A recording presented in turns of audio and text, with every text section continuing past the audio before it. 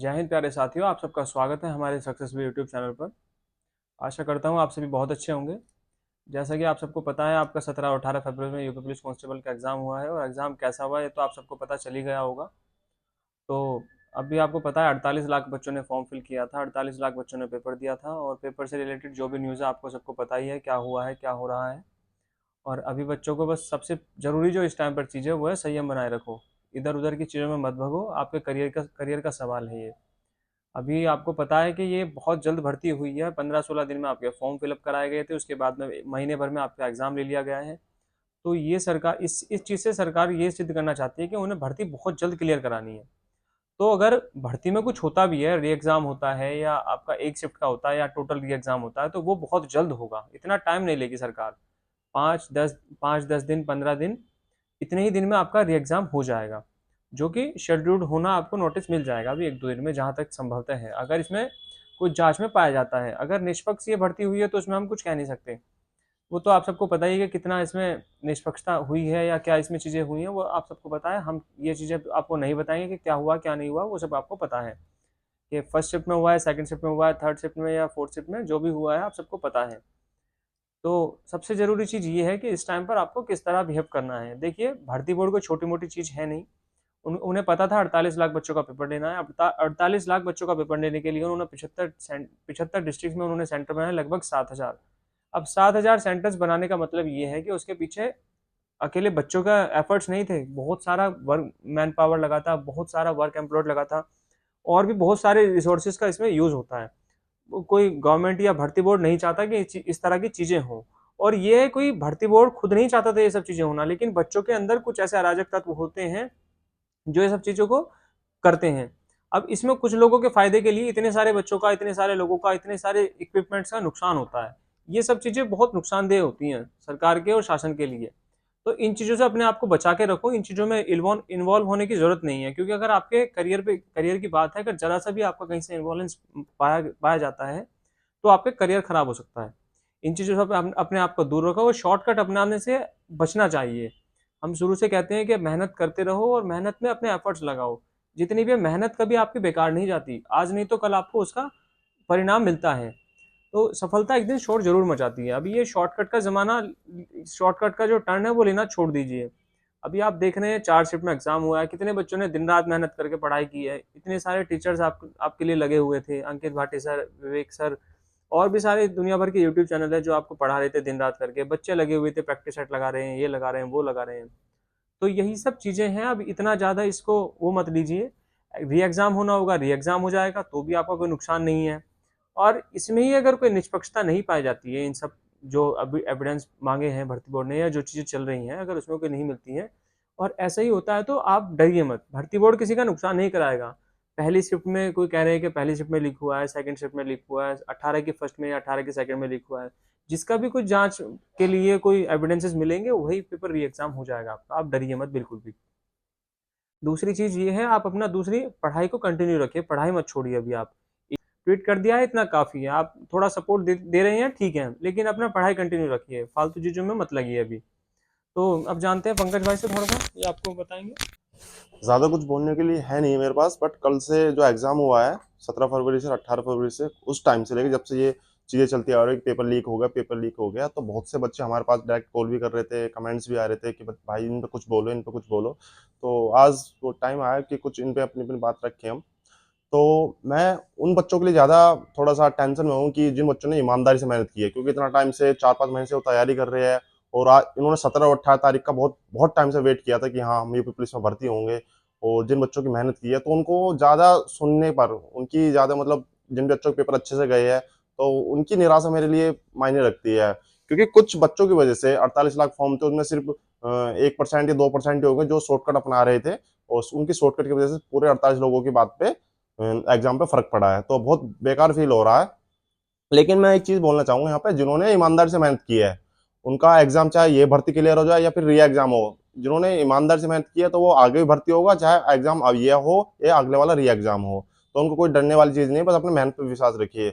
और हाँ, जिन्होंने शॉर्टकट अपनाया तो उनके लिए भर्ती बोर्ड बहुत सजग है, क्योंकि ये सिस्टम बहुत बड़ा है। इसमें कांस्टेबल से लेके बड़े बड़े अधिकारी तक सब इन्वॉल्व रहते हैं, और सिर्फ हमारे यूपी पुलिस डिपार्टमेंट नहीं, अदर डिपार्टमेंट भी। देखा होगा आपने, रेलवे की व्यवस्था की थी, ट्रैफिक पुलिस की व्यवस्था की थी, रोड का रूट डाइवर्जन किया था, तो बहुत सिस्टम लगा हुआ था। तो ये भर्ती बोर्ड नहीं चाहता कि इतना बड़ा सिस्टम लगाने के लिए इतना सारा पैसा खर्च होता है, इतनी सारी व्यवस्था लगानी पड़ती है कि बार बार ये चीजें कराए। तो भर्ती बोर्ड कोई इस पे इन्वॉल्व नहीं था कि इस तरह से हो। तो कुछ परसेंट लोग होते हैं जिन्होंने शॉर्टकट अपनाया, और इसकी वजह से आप सबको भी ये खामियाजा भुगतना पड़ रहा है। तो मैं तो सिर्फ उन ईमानदार बच्चों के लिए एक चीज बोलना चाहूंगा कि ये भर्ती कोई लास्ट नहीं थी, और ऐसी वाली भर्ती आपको और इन फ्यूचर देखने को मिलेगी। और अपने इस टाइम पर, डिप्रेशन वाले टाइम में, कुछ इस तरह की एक्टिविटीज में इन्वॉल्व मत होना जिससे कि आपका लाइफ या आपकी जो फैमिली की रेस्पॉन्सिबिलिटी है, जो सपने देखे आपके माँ बाप ने, वो आपको कहीं ना कहीं उन चीजों से दूर कर दे। आप इन चीजों के लिए थोड़ा फाइट कर रहे हो, ठीक है, लीगल तरीका होता है, उसके लिए तुम जा सकते हो, कह सकते हो, मैंने बात रख सकते हो, बट ये नहीं कि आप अंधाधुंध एक भेड़ चाल में चल रही हो, जो वॉयलेंस फैलाते हैं तुम उसके पीछे चल रहे हो। तो अपने आप को थोड़ा सेफ रखना है। और भर्ती बोर्ड पे जो चीजें जा चुकी थी वो जा चुकी है, मतलब जो भी नॉलेज आपने भेजी है कि यहाँ से लीक हुआ है, जो एविडेंस आपने दी है वो जा चुकी है, तो उस पर वो प्रॉपर वर्क भी कर रहा है। और बहुत सी वैकेंसियों में ऐसे हुआ भी है कि आप भी नहीं चाहोगे कि आपने ईमानदारी से मेहनत की है, और इतना टाइम से आपने एग्जाम प्रिपरेशन की है, इतना टाइम दिया आपने तैयारी के लिए, और कुछ शॉर्टकट जो जिन्होंने अपनाया है कि एक महीने में या फिर उसी दिन एग्जाम देख के कि वो भी आपके साथ एग्जाम में भर्ती हो जाए, यानी पुलिस भर्ती में भर्ती हो, तो आप भी नहीं चाहोगे इस तरह से हो। तो ईमानदारी या ट्रांसपेरेंसी होने जरूरी है, और भर्ती बोर्ड इस पे काम कर रहा है। बस अपने आप को थोड़ा संयम बना के रखे, थोड़ा ज्यादा इन्वॉल्व वगैरह इन एक्टिविटीज में ना हो, कि जैसे बड़े बड़े टीचर्स या यूट्यूबर्स, या कुछ यूट्यूबर्स ऐसे भी है जो भड़काने में, क्योंकि वॉयलेंस फैलाते हैं। तो आप अपने आप को थोड़ा सेफ बना के रखना है। और बाकी जो भी चीजें अपडेट होंगी, आज या कल में आपको अपडेट देखने को मिल जाएगी कि इस भर्ती बोर्ड ने क्या वो लिया है। आज या कल में आपको इसमें बहुत बड़ी न्यूज मिलेगी। तो थोड़ा संयम बना के रखें, बी पॉजिटिव। हम भी भर्ती बोर्ड की वेबसाइट का समय समय पर अवलोकन कर रहे हैं कि जिससे कोई भी अपडेट आपके लिए आए तो हम आपको तुरंत अपडेट कर सकें। आप भी थोड़ा भर्ती बोर्ड की वेबसाइट को देखते रहें, जो भी अपडेट आएगा वहीं आएगा, कोई आपको ऐसे डायरेक्टली नहीं बताएगा। और चीज़ें जो हैं, जो भी आपके एविडेंसेस हैं, वो भर्ती बोर्ड के संज्ञान में है। ये कोई चीज़ें इतनी छोटी मोटी चीज़ें नहीं है कि वो भर्ती बोर्ड को आपके कहने से या ट्विटर पे कैंपेन करने से इन सब चीज़ों से उन्हें पता लगेगा। बहुत बड़ा सिस्टम मैनिपुलेट करते हैं वो लोग, उन्हें सब हमसे पहले उन चीज़ों का पता होता है। तो जो चीज़ें होती हैं वो उनके हाथ में तो नहीं होती, क्योंकि 48 लाख तो बच्चे हैं, अब इनके पीछे इतने सारे लोग होते हैं, अब क्या पता कौन करप्ट कर जाए, कौन कहाँ से क्या चीज़ें लूप होल रह जाए, वहाँ से कहाँ दिक्कत हो जाए। लेकिन वो सारी चीज़ों को कवर अप करते हैं। अब जो भी आपके एविडेंसेस है सभी पे जांच कर रहे हैं भर्ती बोर्ड कोई आपका इतना छोटी मोटी चीज़ नहीं है, बहुत बड़ी बड़ी भर्तियाँ कराता है, और अब तक कराई हैं और आगे भी कराएगा। बहुत भर्तियाँ निष्पक्ष हुई है, 18 वाली देख लीजिए आप, 19 वाली देख लीजिए। ऐसा नहीं है कि आपकी भर्ती में कुछ होगा, तो डरिए मत बिल्कुल भी। जिन्होंने मेहनत की है उन्हें सफलता जरूर मिलेगी, आज नहीं तो कल मिलेगी। तो इस चीज़ों से घबराना नहीं है कि पेपर लीक हो गया, ये हो गया, वो हो गया। तो ये देखिए, अप्स एंड डाउन से ये सभी स्टूडेंट्स के करियर में आते हैं। जब हम तैयारी करते थे हमारे टाइम पे भी आते थे, लेकिन अगर हम ये सोच के इन चीज़ों में लग जाते तो पूरा करियर खराब हो जाता। अभी आपको इन चीज़ों में नहीं लगना है, अपना सीधा दूसरा रूट डाइवर्ट करिए अपना। इस जो 4 एग्ज़ाम हैं आपके पास में, इनके इनके आधार पर एनालाइज़ करिए और आगे की तैयारी करिए अच्छी तरह। जितना भी आपने करा है स्कोर, उससे ज़्यादा की कोशिश करिए। जो आपकी अभी कमियाँ रही हैं उन कमियों को दूर करिए। जो आपका सिलेबस रह गया था उस सिलेबस को कंप्लीट करिए। कुछ बच्चे तो इसमें ऐसे थे वो सिलेबस ही कंप्लीट नहीं कर पाए थे, क्योंकि समय बहुत कम मिला था, 1 डेढ़ महीना मिला था एग्जाम में। अब उन बच्चों के लिए तो बहुत ही बेनिफिट रहा है।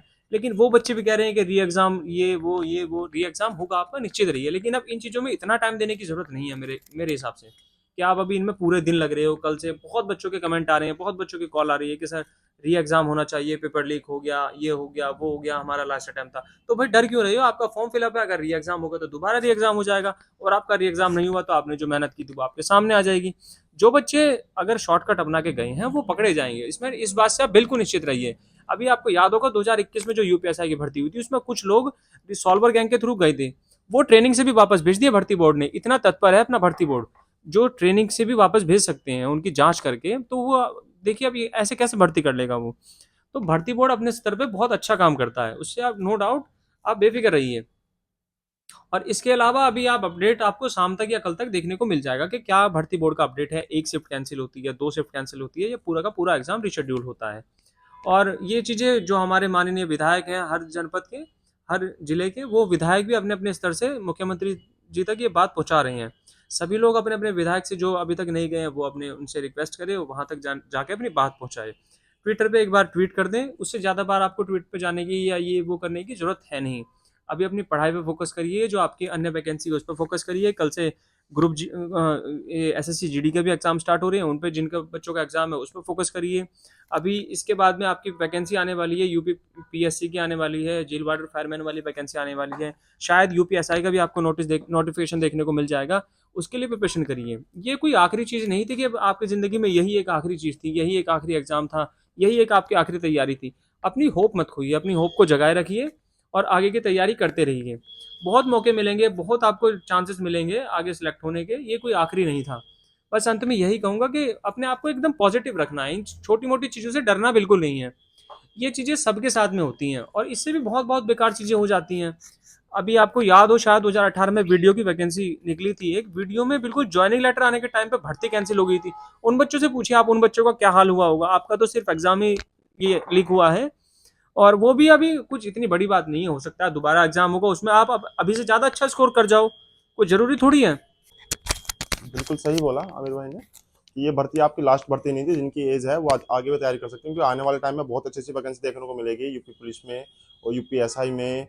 और जिसका जीडी का एग्जाम है वो जीडी की तैयारी भी कर सकता है, एग्जाम होने वाला आपको 1-2 दिन में। और बहुत सी वैकेंसी है, तो ये आपकी कोई लास्ट तैयारी नहीं थी। और आपको अपने फ्यूचर के बारे में देखना है, थोड़ा सा अपने आप को सेफ रखना है, क्योंकि ये मैटर्स ऐसे होते हैं कि कहीं पर आपका नाम आ गया इन्वॉल्वेंस में, तो आपको कहीं ना कहीं इन परीक्षाओं से या फिर कुछ और केसेस का सामना करना पड़ सकता है, जो आपकी लाइफ को थोड़ा सा बर्बाद कर सकता है। तो इन चीज़ों को ध्यान रखें, अपने आप को सेफ रखिए। और बाकी चीज़ें जो भी अपडेट होगी हम आपके सामने जरूर लाएंगे। और हाँ, एक चीज़ लास्ट में ये बोलूंगा कि हम आपके साथ है, स्टूडेंट के फेवर में हम है। ये नहीं है कि हम भर्ती बोर्ड की तरफ से वो ले रहे हैं, बट हाँ, इस चीज़ को थोड़ा संयम बना के रखें। भर्ती बोर्ड आपसे ज़्यादा और हमसे ज़्यादा एक्टिव है इन चीज़ों में। ये 1% बच्चा है, एक बच्चा भी वो नहीं जाएगा कि जो शॉर्टकट तरीके से गया वो भर्ती हो जाए उसमें। तो इन चीज़ों को थोड़ा सा, जो आपकी आवाज़ पहुंचनी थी वो वहां तक पहुंच चुकी है, माननीय मुख्यमंत्री तक पहुंच चुकी है, भर्ती बोर्ड तक पहुंच चुकी है। तो इन चीज़ों पर एक्टिव है, काम कर रहा है। आपको बहुत जल्दी आज शाम तक या कल तक आपको इस चीज़ पर नोटिस जरूर देखने को मिलेगी, क्या भर्ती बोर्ड ने सोचा है, किस तरह से ट्रांसपेरेंसी के साथ ये भर्ती प्रक्रिया पूरी की जाए। क्योंकि बहुत कम टाइम में, इतना कम टाइम में, जनवरी से आपका लगभग नोटिफिकेशन आया था और लगभग 1.5-2 महीने में आपका एग्जाम भी ले लिया। तो भर्ती बोर्ड इस पर ऑलरेडी ही एक्टिव है कि बहुत जल्दी विभाग में इतने सारी वैकेंसी हो। तो ट्रांसपेरेंसी, वैसे भी इलेक्शन आने हैं तो कोई नहीं चाहे, कोई गवर्नमेंट नहीं चाहेगी किस तरह से हमारा ट्रेजिडी हो।